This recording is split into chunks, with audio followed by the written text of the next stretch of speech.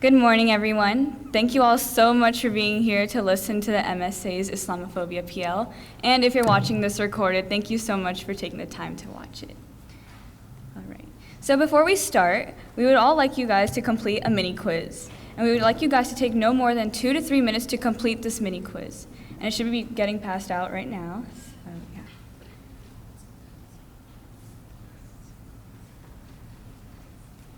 All right, so it looks like time is up.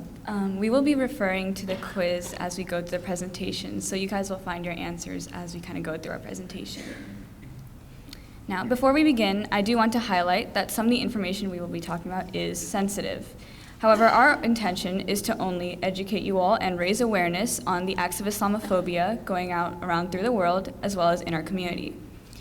With that, we'd like you all to keep your minds open.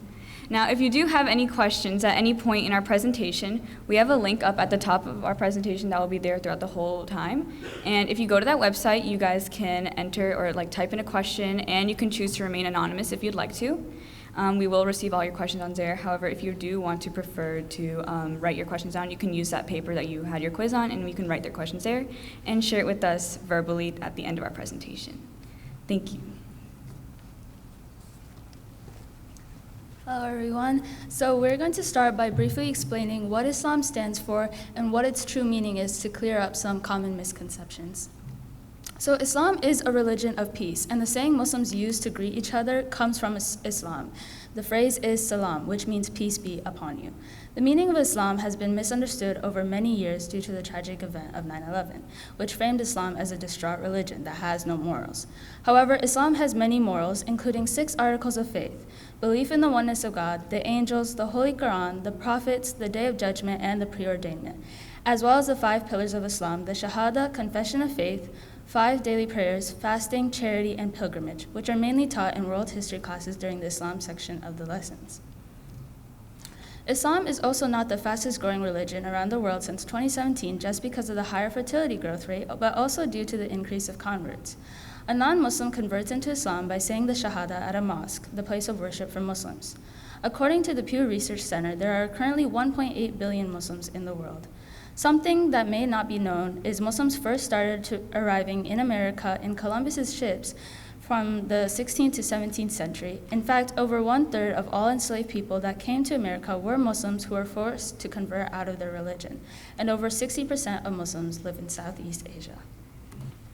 When people put the words movement and Islam together, thoughts such as oppression and restriction come to mind. I'd like to try and get rid of those negative notations. Many people have the belief that Muslim women have no rights and don't have the right to be educated.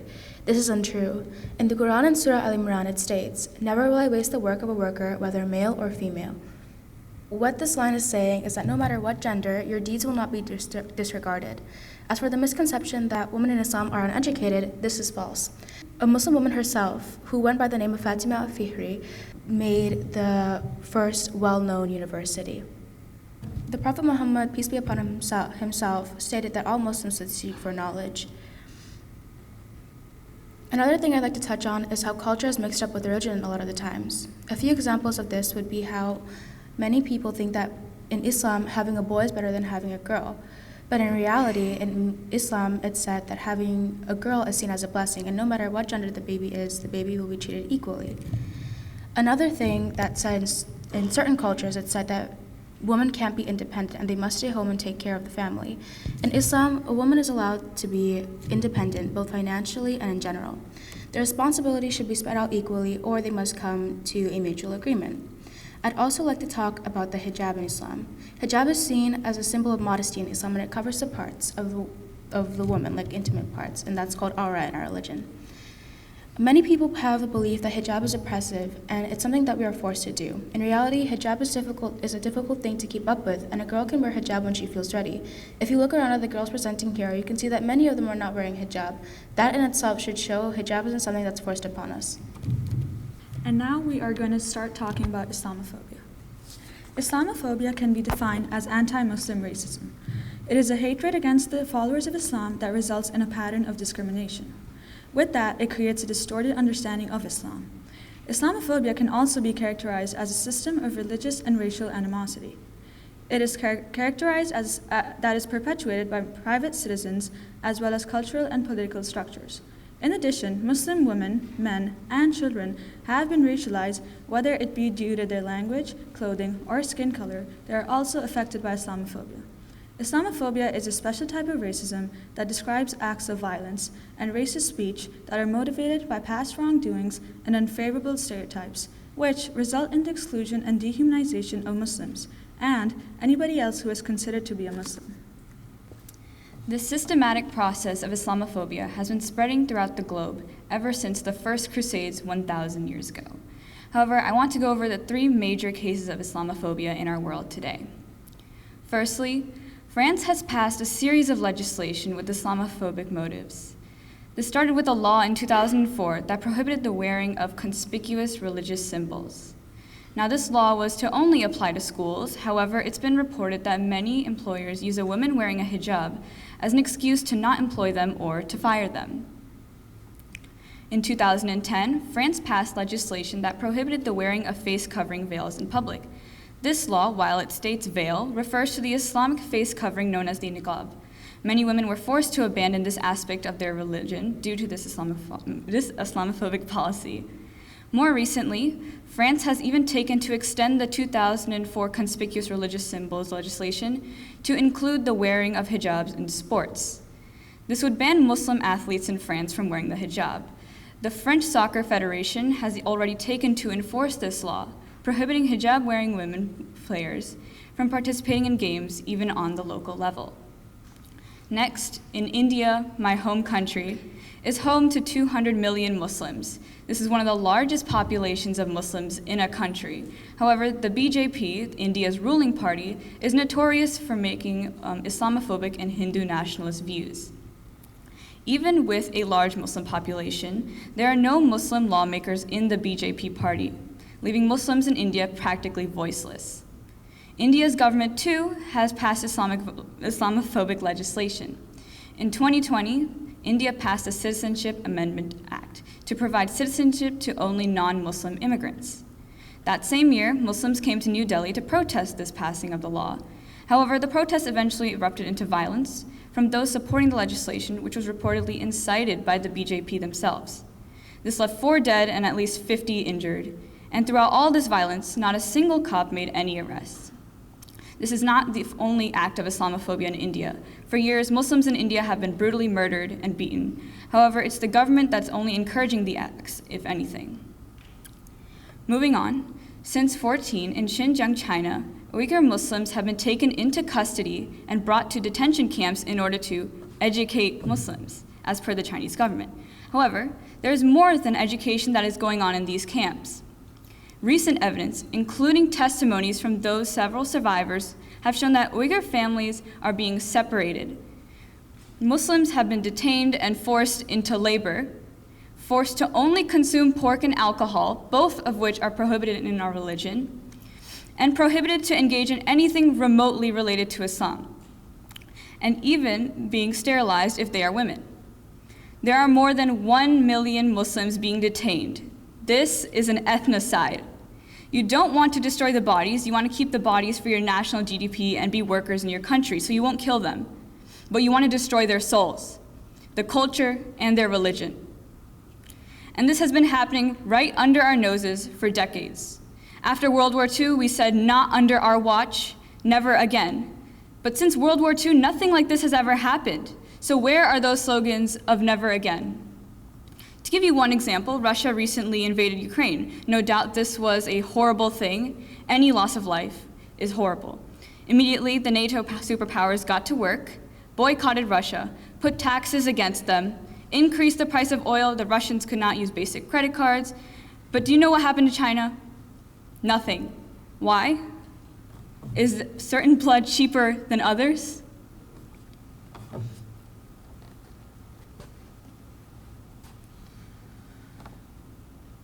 These are the definitions of Semitic and anti-Semitic according to the 2 most used Western dictionaries. Both Arabs and Jewish people should be seen as Semitic people. Both Judaism and Islam are Semitic religions. Muslims, regardless of their ethnicity, will use Arabic as their religious language. They worship in Arabic, use Arabic phrases in their everyday lives, and often have Arabic Muslim names, just like Jewish people do. Why then is anti-Semitic only defined as prejudice or hatred of Jewish people? In the West, Islamophobia has been an acceptable hatred to have. The West for millennia has been conditioned with negative views and stereotyping of Arabs and Muslims. Arabs are also Semites, and as Muslims become racialized, they too can be seen as Semites.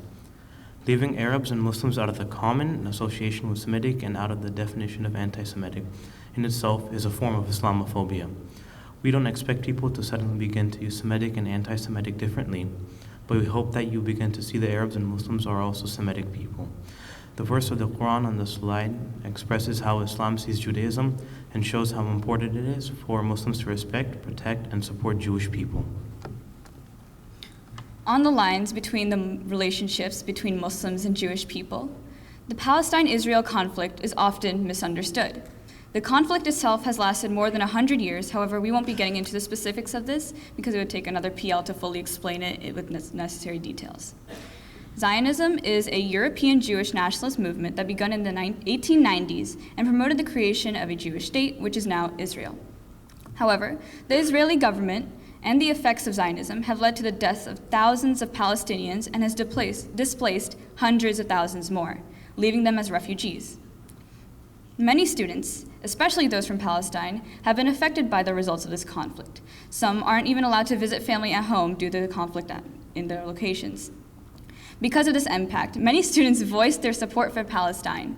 It is important that you all understand that student voices should not be quieted or shut down. These students are simply criticizing the nationalist movement and its government that's controlling it. The events of the conflict can have an emotional impact on students, and there may be times when a student may generalize the Israeli government as Jewish people. In this case, you shouldn't stop this conversation, rather you should foster this conversation and correct the students, as they cannot associate a whole religious group or people with a single nation. You all, as educators, should act as mediators in these conversations and understand that when us students are criticizing the Israeli government and the nationalist movement of Zionism, we are not criticizing the Jewish religion.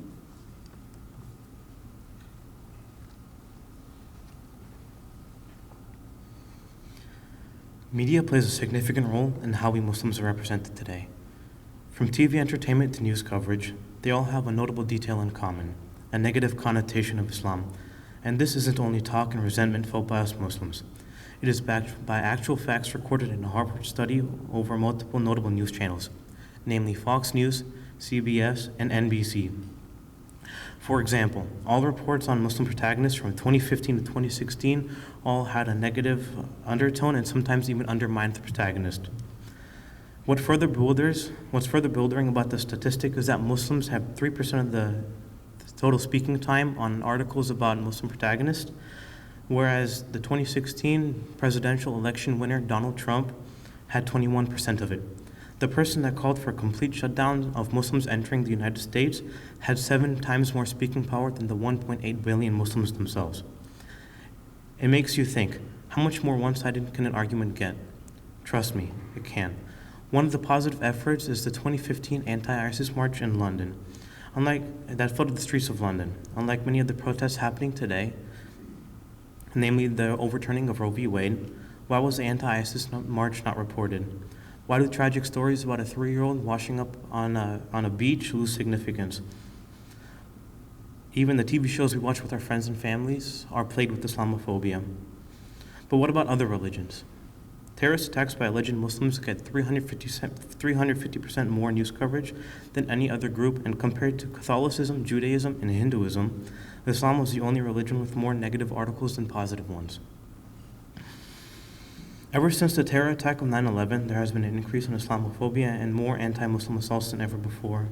But how are Muslims supposed to express themselves and make a difference when they've been stripped of representation in mass media? Another issue to tackle is the spreading of Islamophobia through the Islamophobia network, a whole network backed with millions of dollars in fundings, all to spread fear and misinformation about Islam. Now, because of this network, many people now mistake Islam as a threat to others. It's sorrowful that the fact that a few wealthy men and a handful of liars can decide the image of Islam, and it really shows that society still has a lot of room to grow. Because of these people, Muslims have to suffer the effects of common stereotypes. Often words such as extremists, terrorists, suicide bomber are thrown around not only by people with Islamophobia, but jokingly amongst friends. And although these people may not be able to see or feel Islamophobia, it doesn't mean it doesn't exist. Even if society still has a lot of growing up to do, if people are properly educated about Islam, hopefully we Muslims can one day comfortably say, I am a Muslim.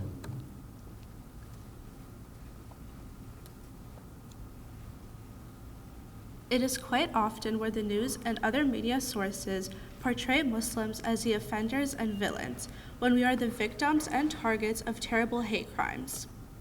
When a story about an attack on a mosque goes on the news, it is very quickly covered by a smaller, less important event. But when the story is about something a Muslim terrorist group did, it's everywhere and nothing takes precedent over it. This is simply not fair or just. We are the ones hurting too, and we mourn for the loss of every innocent Muslim whose life was wrongfully taken from them because of their race and or religion.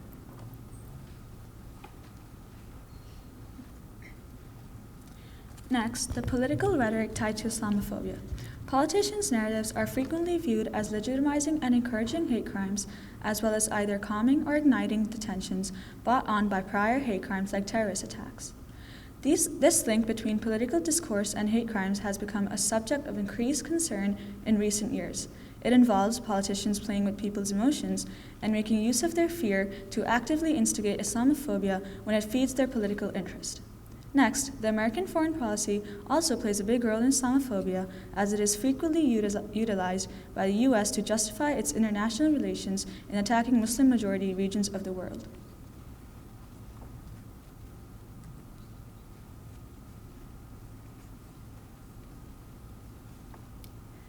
In our world today, Muslims everywhere face extreme prejudice and hate on a daily basis. Things have only gotten worse since 9/11. September 11, 2001 was a tragic, dark day for the United States. Many innocent lives were lost, and people all over the country suffered and still continue to this day. But what many people fail to realize is that innocent Muslims are being hated on and assaulted for something they did not do. Majority of the people in this generation, our generation, were not even born when this tragedy struck, yet we are still facing the consequences of the aftermath. Why do we have to suffer for something we did not do or support in any way? There are so many ways Islamophobia is present in this country. Mosques are being vandalized and attacked, even here in our own community. People are getting assaulted both verbally and physically.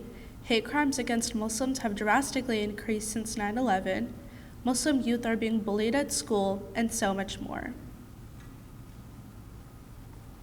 9/11 and its effects on Muslim students. 20 years after the attacks, Islamophobia in the U.S. has not gone away.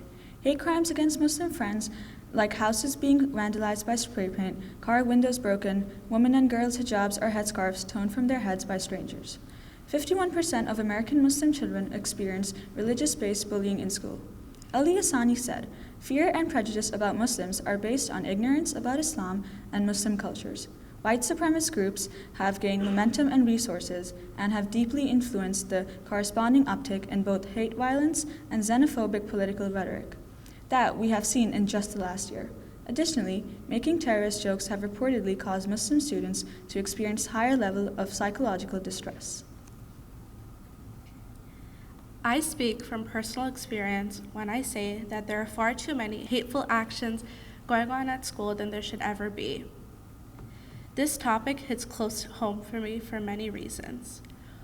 One in particular was when I was 13 in 7th grade.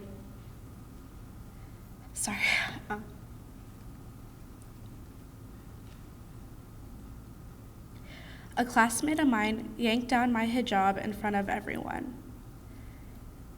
The staff member near us did not do anything. She only said that he should apologize. He acted with extreme disrespect, insolence, and arrogance. He did not face any consequences. That was one of the first times I ever felt so violated and unsafe at school. From then on, I never considered school to fully be a safe place for me. It just became like anywhere else in the outside world. a place where you could always be a target and where justice is not always served. It took a while to process and understand what happened and the whole incident, but what I now know is that it was not okay and should never happen again. So many people associate Muslims and Islam with terrorism and hate. However, our religion is a religion of peace. It is written in the Quran that killing one person is equated to killing all of mankind, and saving one person is equated to saving all of mankind. Islam and Muslims stand against terrorism, and everyone must come to understand this as a whole.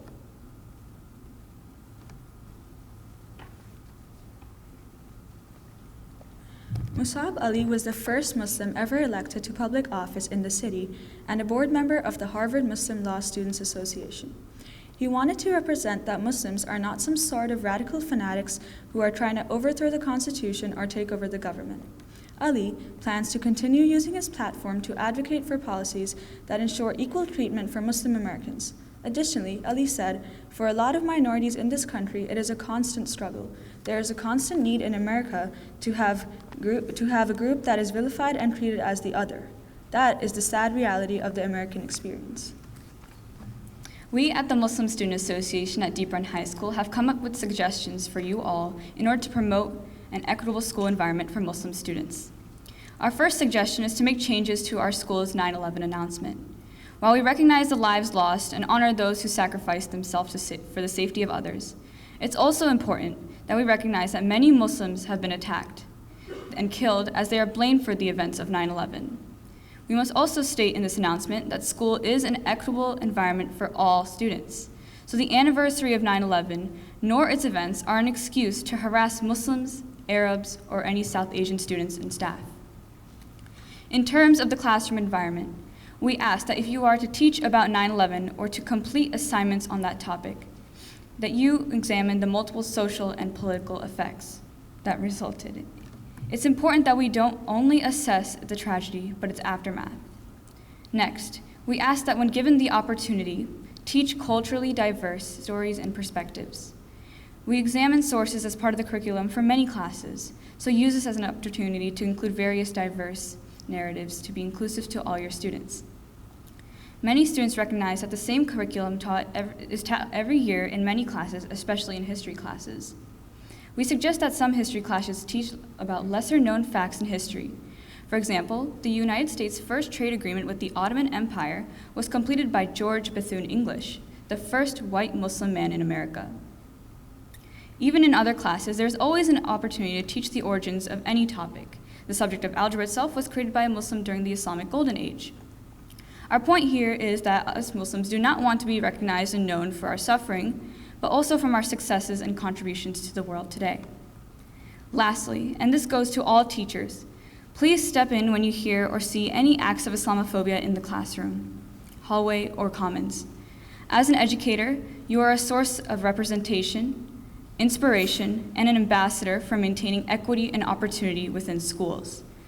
Take the initiative and opportunity to stop a student in the act of hurting another, both physically and or verbally, because we can only prevent Islamophobic actions in our school when we take an initiative to stop it. Thank you.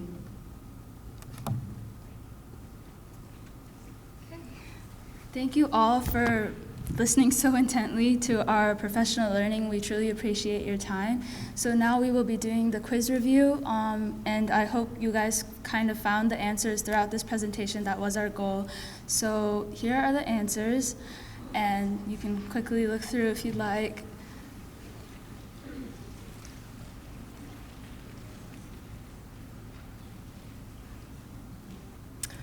And I guess that's it. Thank you guys.